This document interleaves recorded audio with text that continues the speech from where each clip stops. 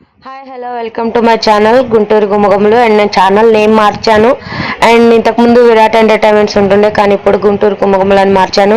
Please support చేయండి, మీ friends and ఫ్యామిలీకి share చేయండి.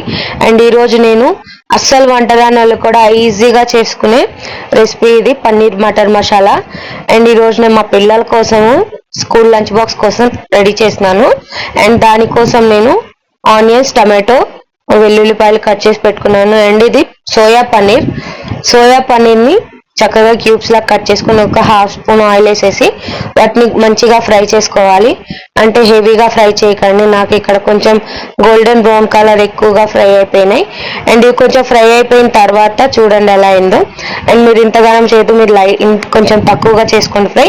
ఒక గిన్నెలో వాటర్ వేసేసి ఫ్రై చేసిన పన్నీర్ ముక్కల్ని ఆ గిన్నెలో వేసేయండి, తర్వాత సాఫ్ట్గా ఉంటాయి.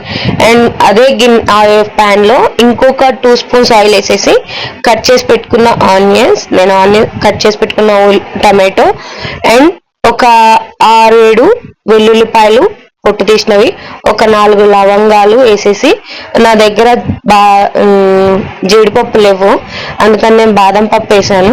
అండ్ మీ దగ్గర ఉంటే జీడిపప్పు బాదం పప్పు 2 వేసుకోండి. నా దగ్గర ఇది ఒక్కటి అవైలబుల్ ఉంది, కానీ టేస్ట్ మాత్రం సూపర్ ఉంటుంది. అవి లేవన్నా ఇది లేదు.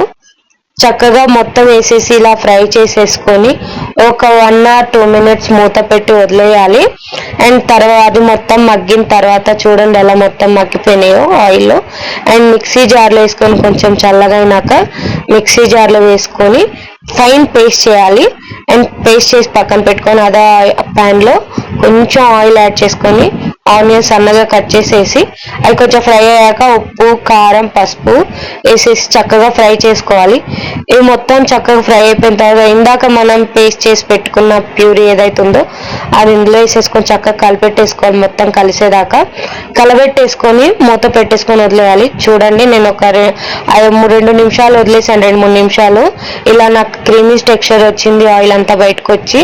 తర్వాత నా దగ్గర బఠానీ, ఇవి ఫ్రోజన్ బఠానీ అంటారు కదా, అవి ఉన్నాయి. మీ దగ్గర ఫ్రెష్ ఉంటే అవి కూడా యాడ్ చేసుకోండి.